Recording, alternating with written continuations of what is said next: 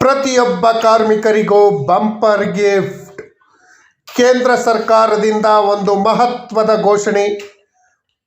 ಮೋದಿ ನೇತೃತ್ವದ ಕೇಂದ್ರ ಸರ್ಕಾರದಿಂದ ಪ್ರತಿಯೊಬ್ಬ ಕಾರ್ಮಿಕರಿಗೆ, ನೌಕರರಿಗೆ ಬಂಪರ್ ಗಿಫ್ಟ್, ಜೀವನಕ್ಕೆ ವರದಾನವಾಗುವಂತಹ ಮಾಹಿತಿಯನ್ನು ಈ ದಿನ ತಂದಿದ್ದೀನಿ. ಕೇಂದ್ರ ಸರ್ಕಾರ ಪ್ರತಿಯೊಬ್ಬ ಕಾರ್ಮಿಕರು, ಸಂಘಟಿತ ವಲಯದ ಕಾರ್ಮಿಕರು, ಅಸಂಘಟಿತ ವಲಯದ ಕಾರ್ಮಿಕರು, ಪ್ರತಿಯೊಬ್ಬ ಕಾರ್ಮಿಕರಿಗೂ ಕೊಟ್ಟ ಭರವಸೆಯನ್ನು ಈಡೇರಿಸಿಕೊಂಡಿದೆ. ಒಂದು ಮಹತ್ವದ ಘೋಷಣೆಯನ್ನು ಮಾಡಿದೆ. ಕಾರ್ಮಿಕರಿಗೆ, ನೌಕರರಿಗೆ ಕೊಟ್ಟ ಮಾತನ್ನು ಉಳಿಸಿಕೊಂಡ ಕೇಂದ್ರ ಸರ್ಕಾರ ಪ್ರತಿಯೊಬ್ಬ ಕಾರ್ಮಿಕರಿಗೂ, ನೌಕರರಿಗೂ ಬಂಪರ್ ಗಿಫ್ಟನ್ನು ಕೊಟ್ಟಿದೆ ಅಂತಲೇ ಹೇಳ್ಬೋದು. ಪ್ರತಿಯೊಬ್ಬರಿಗೂ ಸಂಬಳ, ಪಿಂಚಣಿ, ಗ್ರ್ಯಾಜ್ಯುಟಿ ಸೇರಿದಂತೆ ಇತರೆ ಸೌಲಭ್ಯಗಳನ್ನು ಗ್ಯಾರಂಟಿಯಾಗಿ ನೀಡಿದೆ. ಯಾವ ಕಾರ್ಮಿಕರಿಗೆ ಏನೆಲ್ಲ ಲಾಭ ಆಗತ್ತೆ ಅಂತ ವಿಚಾರ ತಿಳ್ಕೊಳ್ಳೋದಕ್ಕಿಂತ ಮುಂಚಿತವಾಗಿ ಯಾರೆಲ್ಲ ಈ ಚಾನಲ್ಗೆ ಸಬ್ಸ್ಕ್ರೈಬ್ ಮಾಡ್ಕೊಂಡಿಲ್ಲ, ದಯವಿಟ್ಟು ಕೆಳಗಡೆ ಕಾಣ್ತಾ ಇರೋಂಥ ಸಬ್ಸ್ಕ್ರೈಬ್ ಬಟನನ್ನು ಒತ್ತಿ, ಬೆಲ್ ಐಕನನ್ನು ಕ್ಲಿಕ್ ಮಾಡಿ ಆಲ್ ಅಂತ ಮಾಡಿ.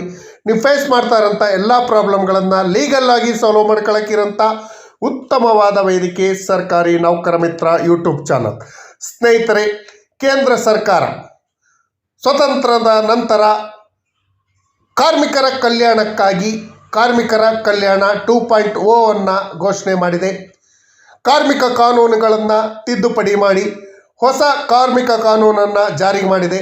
2020ರಲ್ಲಿ ಅಂಗೀಕಾರ ಆಗಿದ್ದಂತಹ ಕಾರ್ಮಿಕ ಕಾನೂನುಗಳನ್ನು ಈಗ ಜಾರಿ ಮಾಡಿದೆ.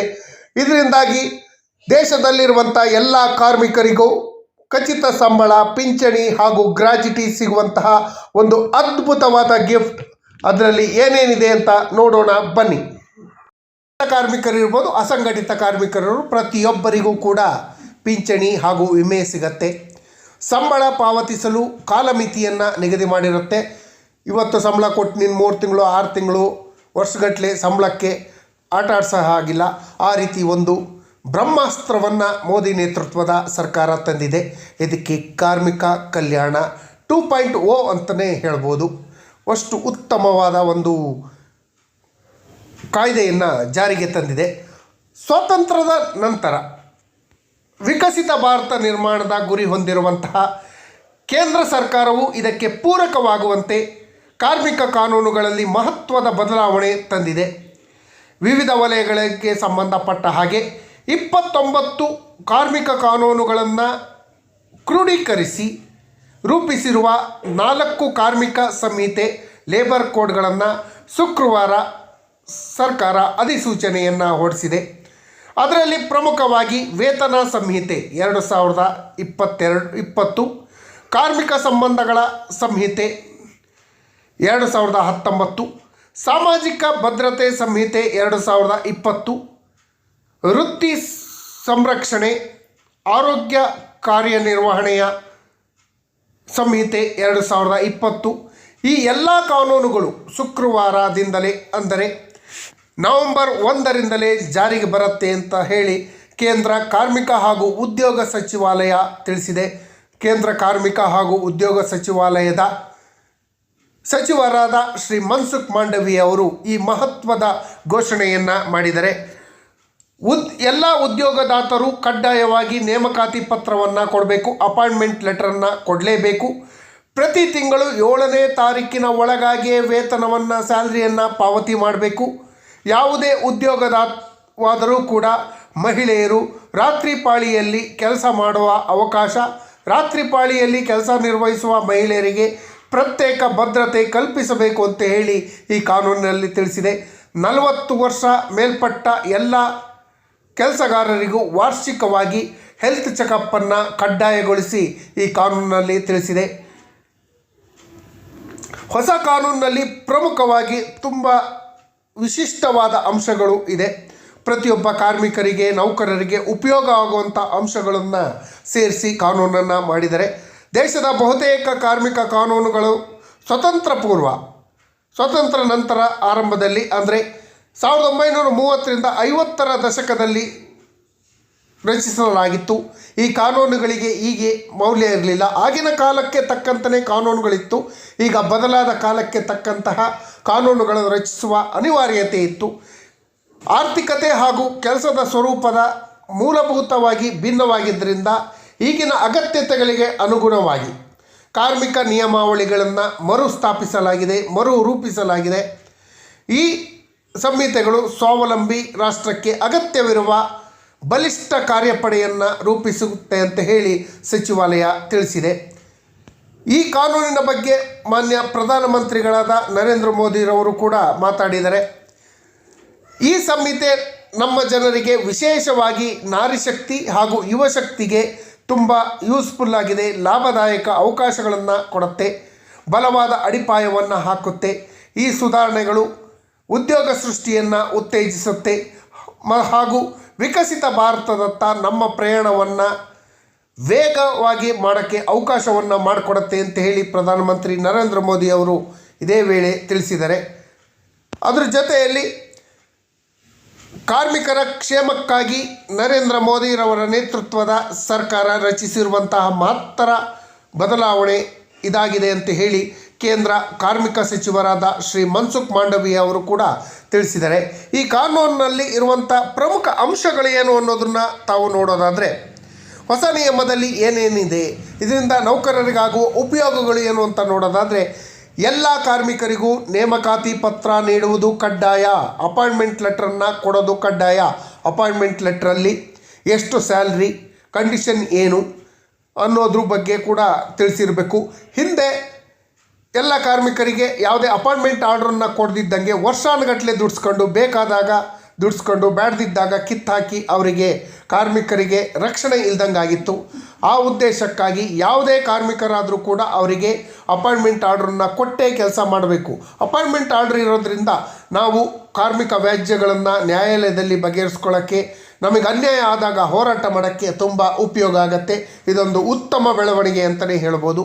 ಎಲ್ಲ ಕಾರ್ಮಿಕರಿಗೂ PF ESI ವಿಮೆ ಕಡ್ಡಾಯ. ಸ್ನೇಹಿತರೆ, ಇದು ಇಂಪಾರ್ಟೆಂಟು.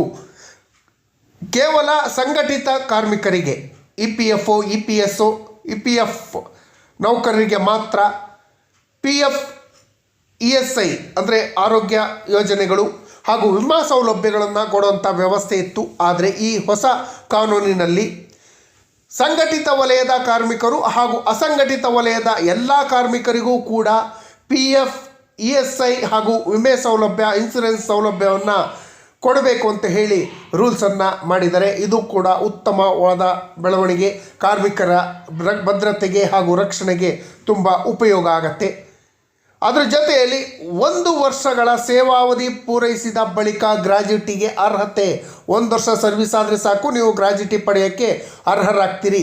ಈ ಹಿಂದಿನ ನಿಯಮದಲ್ಲಿ 5 ವರ್ಷ ಸೇವೆ ಸಲ್ಲಿಸಿದ ನಂತರ 5 ಇಯರ್ಸ್ ಸರ್ವಿಸ್ ಕಂಪ್ಲೀಟ್ ಆದ ನಂತರ ಗ್ರ್ಯಾಜುಯಿಟಿಗೆ ಅರ್ಹತೆಯನ್ನು ಪಡ್ಕೊಳ್ಳೋಕ್ಕೆ ಅವಕಾಶ ಇತ್ತು. ಆದರೆ ಈ ಹೊಸ ಕಾನೂನಿನ ಪ್ರಕಾರ ಕೇವಲ 1 ವರ್ಷ ಸರ್ವಿಸನ್ನು ಕಂಪ್ಲೀಟ್ ಮಾಡಿದ್ರೆ ನಿಮಗೆ ಗ್ರ್ಯಾಜುಯಿಟಿ ಸೌಲಭ್ಯಗಳು ಸಿಗತ್ತೆ. ಎಲ್ಲ ಕಾರ್ಮಿಕರಿಗೂ ಕನಿಷ್ಠ ವೇತನ ಹಾಗೂ ಸಕಾಲದಲ್ಲಿ ವೇತನ ಪಾವತಿಯನ್ನು ಮಾಡಬೇಕು ಅಂತ ಹೇಳಿ ಈ ಕಾನೂನಿನಲ್ಲಿ ತಿಳಿಸಿದೆ. ಸ್ನೇಹಿತರೆ, ಕನಿಷ್ಠ ವೇತನದ ಬಗ್ಗೆ ಒಂದು ಹೇಳಬೇಕು ಅಂದರೆ, ಯಾವುದೋ ಒಂದು ಹೊರಗುತ್ತಿಗೆ ನೌಕರರಾಗಿ ಕೆಲಸಕ್ಕೆ ಸೇರ್ಕೊಂಡಿರ್ತೀರಿ, ಸರ್ಕಾರಿ ಕಂಡೀಷನ್ ಪ್ರಕಾರ 25,000 ರೂಪಾಯಿ ಸಂಬಳ ಇರುತ್ತೆ ಅಂದ್ಕೊಳ್ಳಿ. ಆದರೆ ಈ ಏಜೆನ್ಸಿಯವರು ಕೇವಲ 15,000 ರೂಪಾಯಿ ಸಂಬಳವನ್ನು ಕೊಟ್ಟು ಯಾವುದೇ PF ಇನ್ಸೂರೆನ್ಸು ಯಾವುದನ್ನು ಕೊಡದಿದ್ದಂಗೆ ಒಬ್ಬ ನೌಕರನಿಂದ 10,000 ರಿಂದ 15,000 ರೂಪಾಯಿಯನ್ನು ಉಳಿಸ್ಕೊಳ್ತಾ ಇರ್ತಾರೆ. ಒಂದು ಉದ್ಯೋಗಕ್ಕೆ ಒಂದು 10 ಜನನ ನೇಮಕ ಮಾಡ್ಕೊಬೇಕು ಅಂತ ಇರುತ್ತೆ. ಆದರೆ ಕೇವಲ 5 ರಿಂದ 6 ಜನನ ನೇಮಕ ಮಾಡಿಕೊಂಡು ಒಂದು 5-6 ಜನನ ಸಂಬಳಗಳನ್ನು ಉಳಿಸ್ಕೊಳ್ಳೋಂಥ ವ್ಯವಸ್ಥೆಗಳಿದೆ. ಕೆಲವೊಂದು ಕಂಪನಿಗಳು 5 ರಿಂದ 6 ತಿಂಗಳಾದರೂ ಸಂಬಳ ಕೊಡ್ದೇ ಕೆಲಸವನ್ನು ಮಾಡಿಸ್ಕೊಳ್ತಾ ಇರ್ತಾರೆ. ಅವರೆಲ್ಲರಿಗೂ ಬಿಸಿ ಮುಟ್ಟಿಸುವಂತಹ ಕಾರ್ಮಿಕ ಕಾನೂನು ಇದಾಗಿದೆ ಅಂತಲೇ ಹೇಳ್ಬೋದು. ಎಲ್ಲ ಕಾರ್ಮಿಕರಿಗೂ ಕನಿಷ್ಠ ವೇತನವನ್ನು, ಸ್ಯಾಲ್ರಿಯನ್ನು ಕೊಡಬೇಕು, ಸಕಾಲದಲ್ಲಿ ವೇತನ ಪಾವತಿಯನ್ನು ಮಾಡಬೇಕು ಅಂತ ತಿಳಿಸಿದೆ. ಅಂದರೆ ಎವರಿ ಮಂತ್ 7th ಒಳಗಾಗಿ ಅವರ ಸಂಬಳವನ್ನು ಕೊಡುವಂಥ ವ್ಯವಸ್ಥೆಯನ್ನು ಮಾಡಬೇಕು ಅಂತ ಹೇಳಿ ಈ ಕಾನೂನಿನಲ್ಲಿ ತಿಳಿಸಿದೆ.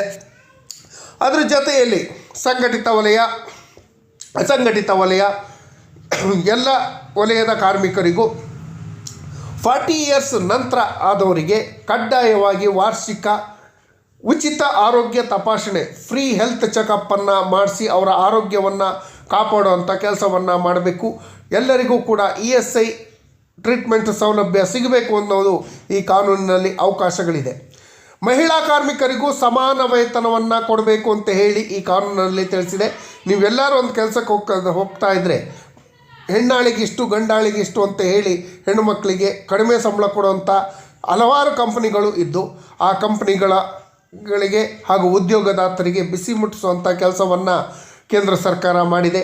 ಮಹಿಳಾ ಕಾರ್ಮಿಕರಿಗೂ ಕೂಡ ಸಮಾನ ವೇತನವನ್ನು ಈಕ್ವಲ್ ಸ್ಯಾಲ್ರಿಯನ್ನು ಪುರುಷ ನೌಕರರಿಗೆ ಕೊಟ್ಟ ಹಾಗೆ ಈಕ್ವಲ್ ಸ್ಯಾಲ್ರಿಯನ್ನು ಕೊಡಬೇಕು ಅಂತ ಕೂಡ ಇದೇ ವೇಳೆ ತಿಳಿಸಿದೆ.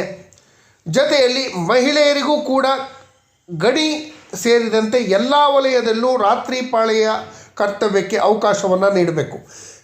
ಸ್ನೇಹಿತರೆ, ಕೆಲವೊಂದು ಡಿಪಾರ್ಟ್ಮೆಂಟ್ಗಳಲ್ಲಿ ಸೆಕ್ಯೂರಿಟಿ ಬೇಸಿಸ್ ಮೇಲೆ ಗಣಿ ಇಲಾಖೆ ಇರ್ಬೋದು, ಕೆಲವೊಂದು ಕ್ಲಿಷ್ಟಕರ ಇಲಾಖೆಗಳಲ್ಲಿ ರಾತ್ರಿ ಪಾಳಿಯಲ್ಲಿ ಮಹಿಳೆಯರು ಕರ್ತವ್ಯ ನಿರ್ವಹಿಸುವುದು ಬೇಡ ಅಂತ ಹೇಳಿ ನಿಷೇಧ ಇತ್ತು.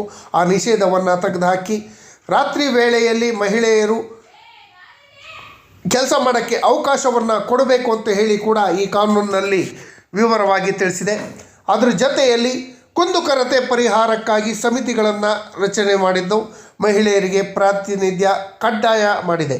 ಯಾವುದೇ ಒಬ್ಬ ಕಂಪ್ನಿಯಲ್ಲಿ ಇದ್ದರೆ ಕಂಪ್ನಿಯಲ್ಲಿರುವಂಥ ನೌಕರರ ಕುಂದುಕೊರತೆಗಳನ್ನು ವಿಚಾರಿಸೋಕ್ಕೆ ಒಂದು ಸಮಿತಿಯನ್ನು ರಚನೆ ಮಾಡಿ ಅವರಿಗಾಗುವಂಥ ತೊಂದರೆಗಳನ್ನು ಉದ್ಯೋಗದಾತರು ಸಮಸ್ಯೆಯನ್ನು ಬಗೆಹರಿಸಬೇಕು. ಉದ್ಯೋಗದಾತರು ಸಮಸ್ಯೆ ಬಗೆಹರಿಸದೇ ಇದ್ದರೆ ಅವರು ಲೇಬರ್ ಕೋರ್ಟ್ಗಳಿಗೆ ಹೋಗ್ಬೋದು, ಹೈಕೋರ್ಟು ಸುಪ್ರೀಂ ಕೋರ್ಟ್ಗಳಿಗೆ ಹೋಗೋಕ್ಕೆ ಅವಕಾಶ ಇರುತ್ತೆ. ಅವೆಲ್ಲ ಬೇಡ ಅನ್ನೋ ಉದ್ದೇಶಕ್ಕಾಗಿ ಆಯಾ ಉದ್ಯೋಗದಾತ ಸಂಸ್ಥೆಯಲ್ಲಿ ಅವರ ಸಮಸ್ಯೆಗಳನ್ನು ಬಗೆಹರಿಸೋಕ್ಕೆ ಒಂದು ಸಮಿತಿಯನ್ನು ರಚನೆ ಮಾಡಬೇಕು. ಈ ಸಮಿತಿಯಲ್ಲಿ ಕಡ್ಡಾಯವಾಗಿ ಮಹಿಳೆಯರಿಗೆ ಪ್ರಾತಿನಿಧ್ಯ ಕೊಡಬೇಕು ಅಂತ ಹೇಳಿ ಈ ಕಾನೂನಿನಲ್ಲಿ ತಿಳಿಸಿದೆ. ಇದು ಕೂಡ ಒಂದು ಉತ್ತಮ ಬೆಳವಣಿಗೆನೇ ಅಂತಲೇ ಹೇಳ್ಬೋದು. ಉದ್ಯಮಗಳಲ್ಲಿ ಒಂದೇ ಕಡೆ ನೋಂದಣಿ ಮಾಡಿಕೊಂಡು ಪ್ಯಾನ್ ಇಂಡಿಯಾ ಒಂದೇ ಪರವಾನಗಿಯನ್ನು ಒಂದೇ ರಿಟರ್ನ್ಸ್ ಸಲ್ಲಿಕೆ ಮಾಡೋಕ್ಕೆ ಅವಕಾಶ. ನೀವು ಎಷ್ಟೇ ಕಂಪ್ನಿಗಳನ್ನು ಚೇಂಜ್ ಮಾಡಿದ್ರೂ ಕೂಡ ನಿಮಗೆ ಒಂದೇ ಪ್ಯಾನ್ ನಂಬರ್ ಇರುತ್ತೆ, UAN ನಂಬರ್ ಇರುತ್ತೆ.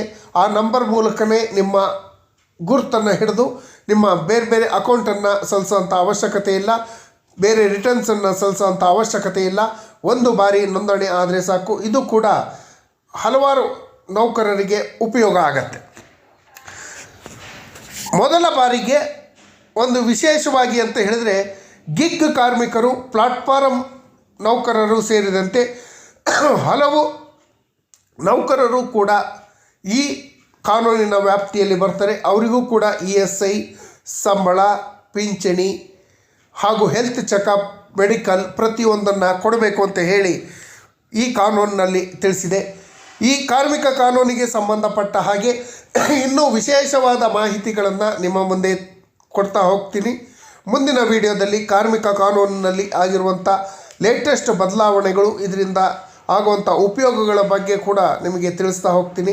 ಈ ಮಾಹಿತಿ ತಮಗೆಲ್ಲರಿಗೂ ಇಷ್ಟ ಆಗಿದ್ದರೆ ದಯವಿಟ್ಟು ಕೆಳಗಡೆ ಕಾಣ್ತಾರಂಥ ಸಬ್ಸ್ಕ್ರೈಬ್ ಬಟನನ್ನು ಒತ್ತಿ, ಬೆಲ್ ಐಕನನ್ನು ಕ್ಲಿಕ್ ಮಾಡಿ, ಆಲ್ ಅಂತ ಮಾಡಿ.